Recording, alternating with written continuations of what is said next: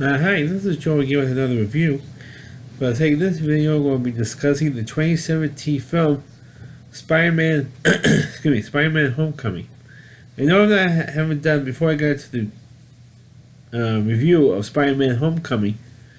I know I haven't done a video for a while, or a review for a while.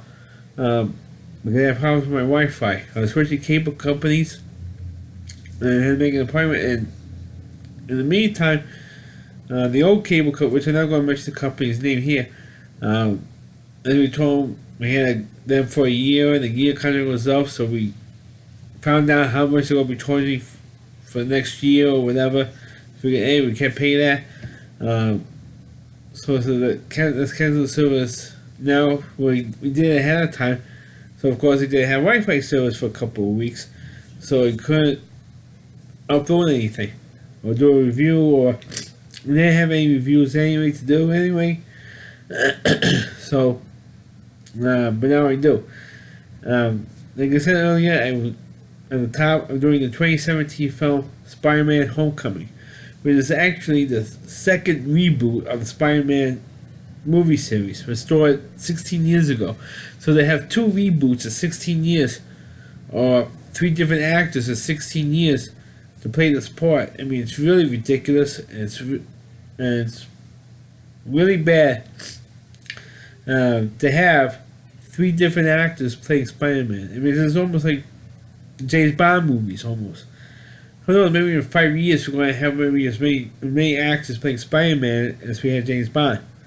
Which is about, I think, about like 6 or 7 different actors play James Bond. And we're getting up there with actors playing Spider-Man. But at least, thankfully, we're not having Andrew Garfield playing Spider-Man. I mean, he's the worst. I mean, the best one is Tobey Maguire. I mean, he was the best one playing Spider-Man. And this one is like, maybe if Tobey Maguire is an A for playing Spider-Man, Andrew Garfield is like a Z.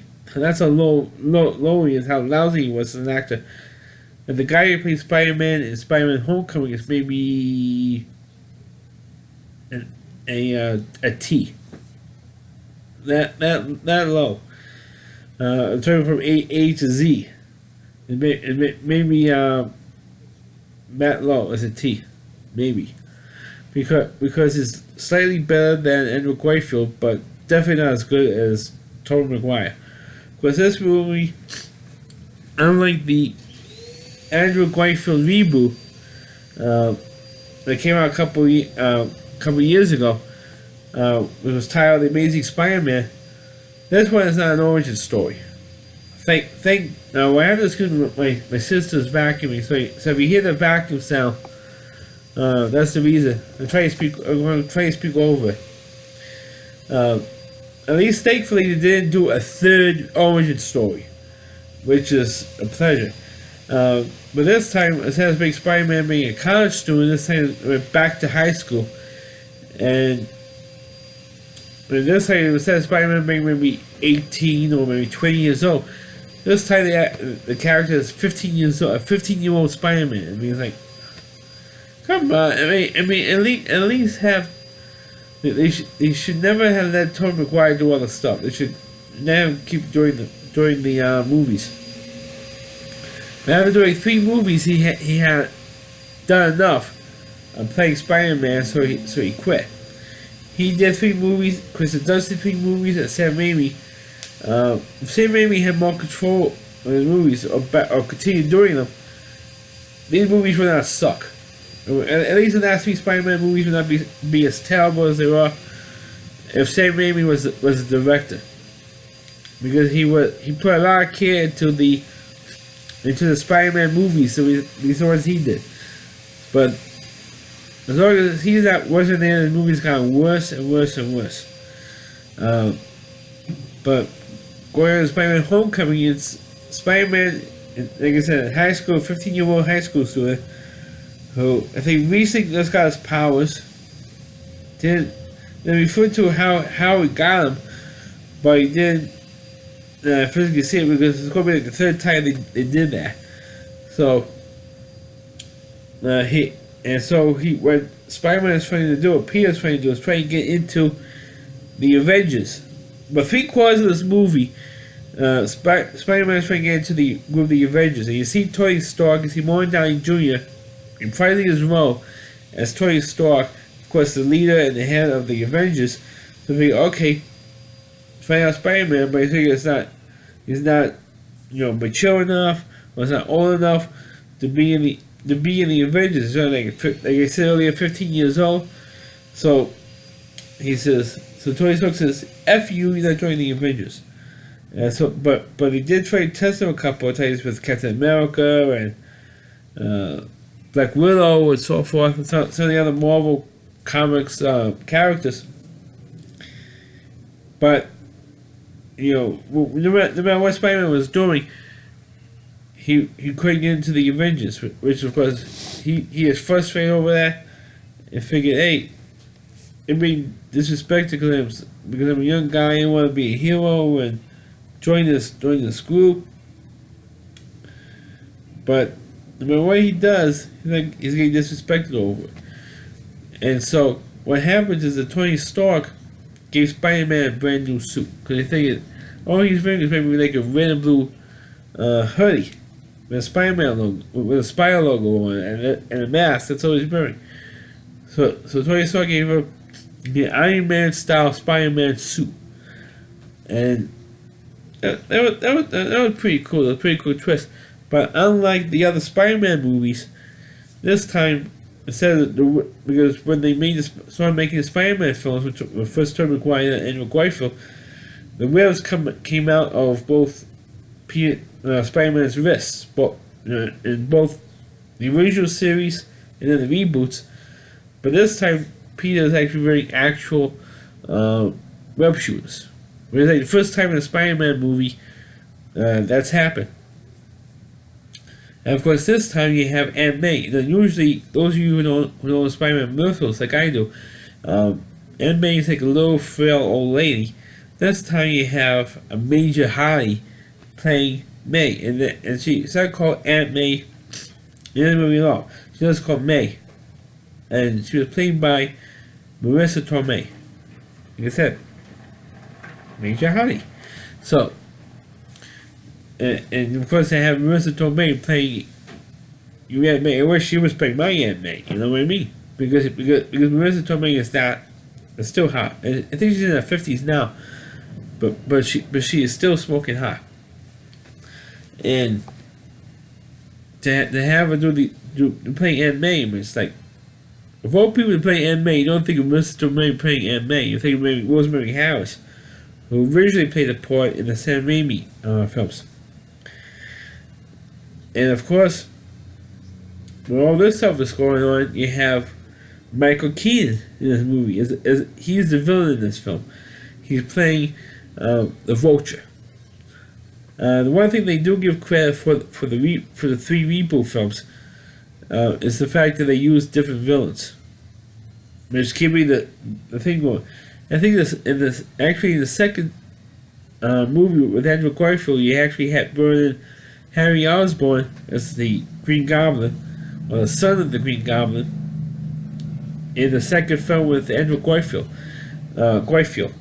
But other than that, at least in the movies they have different villains, and they didn't, let's say, go back and constantly bring back the Green Goblin or bring back Dr. Octopus in these reboot films, which I feel is a good thing.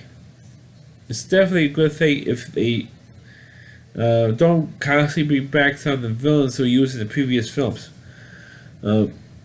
As your Roseborn Michael Keaton playing the Vulture, and to steal some items that came back from space, because it's like a secret government agency. They're kind of like the Men in Black, who take items from crashed spaceships and put them into, like, kind of like an Area 51 type thing.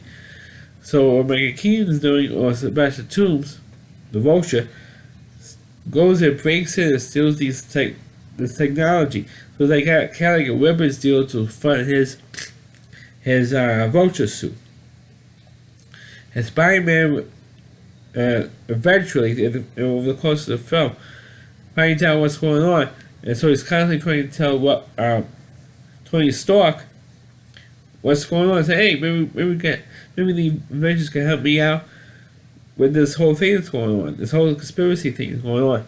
And Tony Stark says, "Fuck you, I'm not doing it." This is like amateur bullshit stuff. We don't do amateur bullshit stuff, and so Peter, Spider-Man's getting more and more frustrated. This stuff is going on.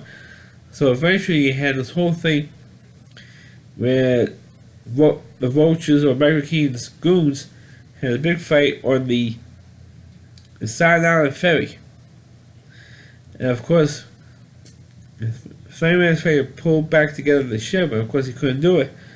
Like the whole train sequence of Spider-Man in the second Spider-Man film, with Tobey Maguire versus Dr. Octopus. They're trying to do the same thing with the Staten Island ferry, but this time trying to pull the ship together so it won't fall apart and stick it into the New York harbor. That's where Tony Stark helps bails his ass out. And of course, this whole time, also during this time, Peter hacks into the Spider-Man suit because he's getting frustrated that all this stuff is going on without trying to fix, because the webbing the suit acts on its own to shoot the wrong kind of webs at the wrong time and that type of stuff. So I figure, he wants to control the suit more and not Tony Stark. So he hacks into the suit, and because he hacks into the suit, Tony Stark takes the suit away from him because he thinks, you're too immature. And after the whole Staten Island ferry thing, he takes the suit, so now Peter goes back to the old suit. And hey, we're to the other suit. And he's trying to stop the Vulture. And he says, where's the other suit? Villains would ask him, where's the other suit? Because the other people thought that was cool. And meanwhile, while all this stuff is going on, one of Peter's friends figures out that, his fat, nerdy geek friend finds out that Spider-Man was Spider-Man. And that Peter was Spider-Man. And so he tried to keep a secret, try to help him out, try to be like a little geek in a wheelchair with the computer and stuff, try to help his ass out with what she's been doing. And then you had all this other the Vulture who played, like I said, playing Michael Keaton, is the father of one of Peter's classmates, his girls. Shoot, I forgot what the hell the girl's name was. I just saw this movie last night. I forgot what the hell the girl's name was. So Peter does ask her out for a date, and then Michael Keaton recognizes Peter's voice and says, "Hey, this kid's Spider-Man." So he knew who he was, and tries to set Peter up, and tries to kill him. And so Peter says, "Hey, what are you trying to set me up for?" Because he knew he'd be stupid enough to do it, and he's trying to. And that's when you have the big action sequence at the end, and then eventually, of course, when the Vultures try to steal something from Tony Stark, because Tony Stark's camouflage plane trying to take stuff to the government to hide, and to keep this stuff out of criminals, or these extraterrestrial or ET technology, and so the Vulture, Michael Keaton trying to steal the plane, hacker, and of course, Spider-Man eventually stops him. He gets arrested, and of course he's in jail.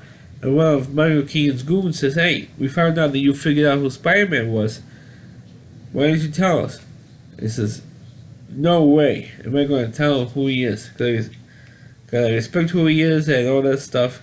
And it's pretty much how the movie pretty much ends, because that scene was actually during 3/4 of the way through the closing credits. He had this scene, but before you actually had the final credits rolling, Spider-Man comes home. He has the mask off. You see this Peter, and open up the door. There's Aunt May. Marissa Tomei see Peter as Spider-Man, and she goes, "What the fuck?" She's about to say the F word. She says, "What the F?" And that's when they cut her off. Funniest scene in the whole movie was Nancy. And then during the credits, I hate when they do this, but 3/4 of the credits are all the way out the door in the movie, in the multiplex, and that's when they have this little extra scene there with Michael Keaton in jail. But when you're talking about a Spider-Man movie, this is definitely a little bit better, like I said earlier, than the Andrew Garfield films. But that doesn't mean that it's a good movie. I mean, the best movies are the first two Spider-Man films with Tobey Maguire. I'm still saying this to this day, those two movies are the best ones. Forget about the other three Spider-Man films, forget it. And what I should also mention that after the whole battle that Spider-Man had with the Vulture at the end, when he saves all the technology from getting into the Vulture's hands, that's when Tony Stark offers Spider-Man the job for being in the Avengers, and he says, forget it. And Spider-Man turns them down because he says, hey, after all this stuff I did, you instead of saying, hey, since you said no to me for this whole time, for months, I'm saying no to you guys. But the truth matter is, he said, I just want to do the low level stuff and keep doing that for a while. And that's what I want to do. And Tony Stark says, okay, whatever. And that's pretty much how that storyline ends. And they had a whole news conference to announce that Spider-Man is a new member of the Avengers. But Spider-Man says to him, F you, take your offer and shoot up your ass. At least for now. Because I don't blame him, because all the stuff he did in the movie, now he wants to take him in because he saved the city, or saved Tony Stark's plane. Now he's offering him the job. I mean, he says, forget it. But as a movie, I think it's okay, not great. Like I said earlier, it's definitely better than the Andrew Garfield movies. Because those two films that he did, Amazing Spider-Man 1 and 2, cannot suck enough. At least the villains were cool, but that's it. Because the first one you had the Lizard, and the Amazing Spider-Man 2, the second one that Andrew Garfield did, you had the Son of the Green Goblin, and you had Electro. But the villains were cool. The Vulture was cool in this movie too. And when you saw it the first time just last night, and you said, hey, that's the Vulture. And one thing I didn't like was that a part of Sunnyside, Queens was filmed for this movie. It's like Queens Boulevard with a 7 train. In the beginning of the film at Queensboro Plaza station in Long Island City, Queens. I mean, if you blink, you miss it. And also the Sleepy's bedding store was there.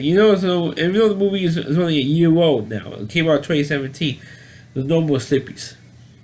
Renamed the whole chain was renamed Mattress Firm. But to see that building and to see the train and the viaduct to Sunnyside, it really was cool. It reminded me of the first Spider-Man movie, the very first scene, the very first Spider-Man film. You see Queens Boulevard and the Queens Boulevard and the 7 train going by and stuff. I thought it was damn cool. And you see that again here. So that's my review of Spider-Man Homecoming. Please click on the video, feel free to comment on. Please subscribe to my channel, and please forward this video onto your Facebook pages. You can check out all my reviews and all on my YouTube channel at rowdyc.com.